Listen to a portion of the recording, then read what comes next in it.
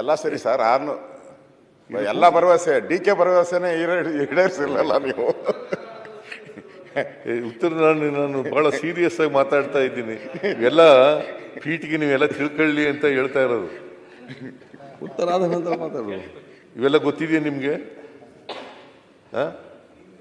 ಹೇಳಪ್ಪ, ಎಷ್ಟು ಜನಸಂಖ್ಯೆ ಇದ್ದಾರೆ ಉತ್ತರ ಕರ್ನಾಟಕ ಕಡೆ? ಹೇಳಪ್ಪ, ಹೇಳ್ರಿ. ನಿಮ್ ಕನ್ನಡ ವ್ಯಾಕರಣಕ್ಕೆ ಹೋಗ್ಬಿಟ್ರೆ ಕಷ್ಟ ಇಲ್ಲ. ಸುರೇಶ್, ಕನ್ನಡ ವ್ಯಾಕರಣಕ್ಕೆ ಹೋಗ್ರೆ ಇನ್ನೊಂದು 1 ಗಂಟೆ ಆಗುತ್ತದೆ. ಹೇಳಪ್ಪ ಸುನೀಲ್. ಜನಸಂಖ್ಯೆ ಎಲ್ಲ ಗೊತ್ತಾಗ್ಲಿ ಅಂತ ಹೇಳ್ತಾ ಇದ್ದೀನಿ. ಎಲ್ಲ ಅಂಕಿಅಂಶಗಳನ್ನ ಯಾಕೆ ಹೇಳ್ತಾ ಇದ್ದೀನಿ ಅಂತಂದ್ರೆ, ಅಲ್ಲ, ಸರ್ವರಿಗೂ ಒಂದು ಮಾಹಿತಿ ಇದೆ sir. You are very good parliamentarian. ಮನುಷ್ಯನಿಗೆ ಇರ್ಬೇಕಾದಷ್ಟು ಇದೆ. ನೀವು ಚೆನ್ನಾಗಿ ಮಾತಾಡ್ತೀರಾ. ಜಾಸ್ತಿ ಇಲ್ಲ. ನಾರ್ಮಲ್ ಮನುಷ್ಯನಿಗೆ ಎಷ್ಟು ಇರಬೇಕು ಅಷ್ಟಿದೆ. ಅದು ನಿನ್ನ ಅಭಿಪ್ರಾಯ. ಈಗ ನನ್ನ ಬಗ್ಗೆ ನಿನ್ನ ಅಭಿಪ್ರಾಯ ಇದೆಯಲ್ಲ, ನಾನು ಅಲ್ಗಳೆಯಕ್ಕೆ ಹೋಗಲ್ಲ.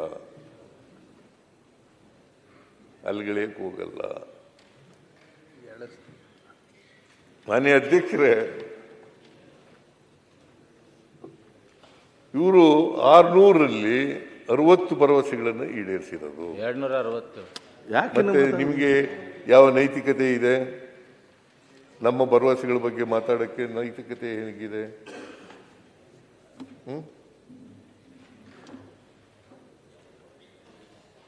ಇವ್ರಿಗಂತೂ ಯಾವುದೇ ನೈತಿಕತೆ ಇಲ್ಲ.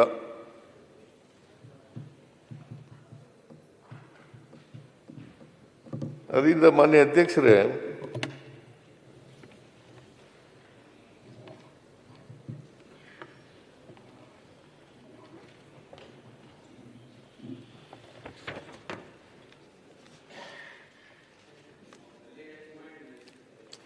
ಈ ನಂಜುಂಡಪ್ಪನವರ ವರದಿ, ಅದರ ಪರಿಣಾಮ ಏನಾಗಿದೆ ಅಂತಕ್ಕಂಥದ್ದು ಗೊತ್ತಾದ ಮೇಲೆ, ಅದಕ್ಕೋಸ್ಕರ ಗೊತ್ತಾಗಲಿ ಅನ್ನೋ ಕಾರಣಕ್ಕೋಸ್ಕರ ಇಲ್ಲೇನೆ ಈ ಬೆಳಗಾವಿ ಅಧಿವೇಶನದಲ್ಲಿ ನಾನು ಘೋಷಣೆ ಮಾಡಿದೆ. ಆರ್ಥಿಕ ತಜ್ಞ ಪ್ರೊಫೆಸರ್ ಆರ್ ಗೋವಿಂದ ರಾವ್ ಇವರು ಅಶೋಕ್ ಅವರು ಮಾತನಾಡುವಾಗ ಡಿಲೇ ಮಾಡ್ತಾ ಇದ್ದಾರೆ ಅಂತ ಅವ್ರು ಹೇಳಿದ್ದು. ಡಿಲೇ ತಿಂಗಳಲ್ಲಿ ಮಾಡ್ತೀನಿ ಅಂತ ಹೇಳಿದ್ರಿ. 12 ತಿಂಗಳು ಮಾಡಿಲ್ಲ ಅಂತ ಹೇಳಿದ್ದೀನಿ ಅಷ್ಟೇ. ನಾವು ಕೇಳ್ರಿ ಇಲ್ಲಿ, ನೀವು ಈಗ ಗೊತ್ತಿಲ್ಲದವರು ನಾನು ಹೇಳೋದು ಅಧಿಕೃತ. ನವೆಂಬರ್ ಕೊನೆಯವರೆಗೂ ಅವ್ರಿಗೆ ಅಧಿಕಾರ ಇತ್ತು, ಆಮೇಲೆ ಅವಕಾಶ ಇತ್ತು. ಈ ನವೆಂಬರ್ 2025 ನವೆಂಬರ್ವರೆಗೂ ಅಧಿಕಾರ ಇತ್ತು, ಅವ್ರಿಗೆ ಕೊಟ್ಟಿದ್ದರು, ಸಮಯ ಕೊಟ್ಟಿದ್ದರು. ಅವರು ಇನ್ನೂ 2 ತಿಂಗಳು ಬೇಕು ಅಂತ ಹೇಳಿದ್ರು. ಇನ್ನೂ 2 ತಿಂಗಳು ಬೇಕಾಗ್ತದೆ ಅಂತ ಹೇಳಿದ್ರು.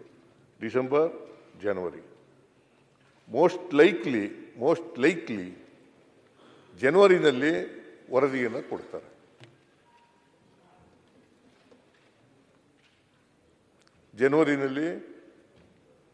ಕೊಡ್ತಾರೆ. ಆ ವರದಿ ಬಂದ ಮೇಲೆ ಸ್ವೀಕಾರ ಮಾಡಿ ಉತ್ತರ ಕರ್ನಾಟಕದ ಕಡೆ ಅಸಮತೋಲನ ಇದೆಯಲ್ಲ, ಅದಕ್ಕೆ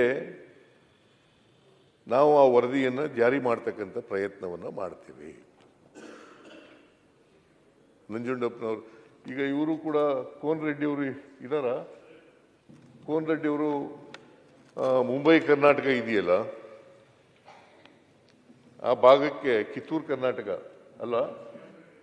ಕರ್ನಾಟಕಕ್ಕೆ ಆ ಭಾಗದ ಕೆಲವು MLAಗಳೆಲ್ಲ ಸೈನ್ ಮಾಡಿ ಒಂದು ಮೆಮೊರಾಂಡಮ್ ಅನ್ನು ಕೊಟ್ಟಿದ್ದಾರೆ. ಹೇಗೆ ಇಲ್ಲಿ ಕಲ್ಯಾಣ ಕರ್ನಾಟಕ ಅಭಿವೃದ್ಧಿ ಮಂಡಳಿ ಮಾಡಿದ್ದೀರಿ, ಅದೇ ಥರ ಕಿತ್ತೂರು ಕರ್ನಾಟಕ ಅಭಿವೃದ್ಧಿ ಮಂಡಳಿಯನ್ನು ಮಾಡಬೇಕು. 5,000 ಕೋಟಿ ರೂಪಾಯಿಗಳನ್ನು ಕೊಡಬೇಕು ಅಂತ ಹೇಳಿ ಮನವಿ ಕೊಟ್ಟಿದ್ದಾರೆ. ನಮ್ಮ ಪಕ್ಷದ ಮಾನ್ಯ ಸದಸ್ಯರುಗಳು ಕೊಡಬೇಕು ಅಂತ ನಾನು ಹೇಳಿದೆ. ಅವ್ರಿಗೆ ಹೇಳಿದ್ದೀನಿ, ಪ್ರೊಫೆಸರ್ ಗೋವಿಂದ ರಾವ್ ಅವರ ವರದಿ ಬರಲಿ. ಎಲ್ಲ ಪಕ್ಷದ ಶಾಸಕರು ಸಹಿ ಮಾಡ್ರಿ ಸರ್, ಪಕ್ಷಾತೀತವಾಗಿ. ಆಯ್ತು ಮೈ ಬಿಜೆಪಿ ಎಲ್ಲರೂ ಸೇರಿ ಮಾತಾಡಿ ಅವರ ಹೆಸರು ಮೇಲೆ ಕೊಟ್ಟೆ. ನೀವು ಸಹಿ ಮಾಡಿದ್ರೆ ಬಹಳ ಎಲ್ಲರೂ ಕೂಡ ಒಟ್ಟು ಸಹಿ ಮಾಡಿ.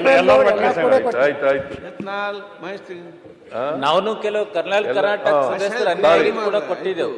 ಆ ಸೂಚನೆಯಲ್ಲಿ ಒಂದು 8 ಡಿಸ್ಟ್ರಿಕ್ಟ್ ಅನ್ಯಾಯ ಅದನ್ನು ಕೂಡ ಕೊಟ್ಟಿದೆ ಸರ್. ನೋಡಿ, ಬೆಳಗಾವಿ ವಿಭಾಗದ ಕಿತ್ತೂರು ಕರ್ನಾಟಕ ಸಮಗ್ರ ಅಭಿವೃದ್ಧಿಗಾಗಿ ಇದು ಮೆಮೊರಾಂಡಮ್ ಕೊಟ್ಟಿರ್ತಕ್ಕಂಥದ್ದು.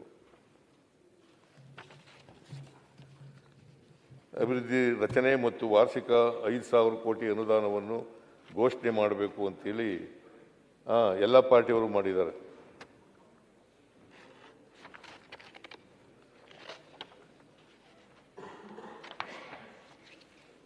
ನಾನು ಹೇಳಿದ್ದೆ ಅವರಿಗೆ, ನೋಡಪ್ಪ, ಕೋನ್ ರೆಡ್ಡಿ ಅವರು ಮತ್ತು ಇತರ ಎಲ್ಲ ಶಾಸಕರು ಬಂದು ಕೊಟ್ಟಾಗ ಅವ್ರಿಗೆ ಹೇಳಿದೆ, ಗೋವಿಂದರಾವ್ ಕಮಿಟಿ ವರದಿ ಇನ್ನೂ ಬಂದಿಲ್ಲ, ಅರ್ಥಶಾಸ್ತ್ರಜ್ಞರೆಲ್ಲ ಮಾಡಿದ್ದೀವಿ. ಅವರು ವರದಿ ಕೊಟ್ಟ ಮೇಲೆ ಆ ವರದಿನಲ್ಲಿ ಯಾವ ಜಿಲ್ಲೆ, ಈ ಮುಂಬೈ ಕರ್ನಾಟಕ ಹಿಂದುಳಿದಿದೆ, ಕಲ್ಯಾಣ ಕರ್ನಾಟಕ, ದಕ್ಷಿಣ ಭಾಗದಲ್ಲಿ ಯಾವ ತಾಲೂಕುಗಳು ಯಾವ ಜಿಲ್ಲೆಗಳು ಹಿಂದುಳಿದಿದ್ದಾವೆ, ಅದನ್ನೆಲ್ಲ ನೋಡಿ ಮಾಡೋಣ ಅಂತ ಹೇಳಿದ್ದೀನಿ. ಬಹುಶಃ ಅವರು ವರದಿ ಬಂದ ಮೇಲೆ ಮಾಡಿ ಸಾರ್ ಅಂತ ಹೇಳಿದ್ರು. ನಾನು ಕೂಡ ಆ ವರದಿಯನ್ನು ಈ ಅಸಮತೋಲನ ಇದೆಯಲ್ಲ, ಪ್ರಾದೇಶಿಕ ಅಸಮತೋಲನ, ಇದು ನಿವಾರಣೆ ಮಾಡಲಿಕ್ಕೋಸ್ಕರನೇ ಆ ಕಮಿಟಿ ಮಾಡಿರ್ತಕ್ಕಂಥದ್ದು. Govindrao is a known economist,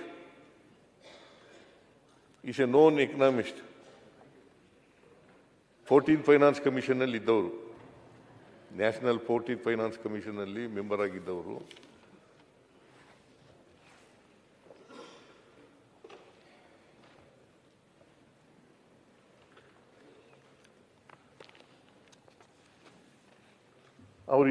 ಅವರ ಅಧ್ಯಕ್ಷತೆಯಲ್ಲಿ ಸಮಿತಿ ಮಾಡಿರ್ತಕ್ಕಂಥದ್ದು. Most likely in the month of January 2026 ನಲ್ಲಿ ವರದಿ ಕೊಡ್ತಾರೆ.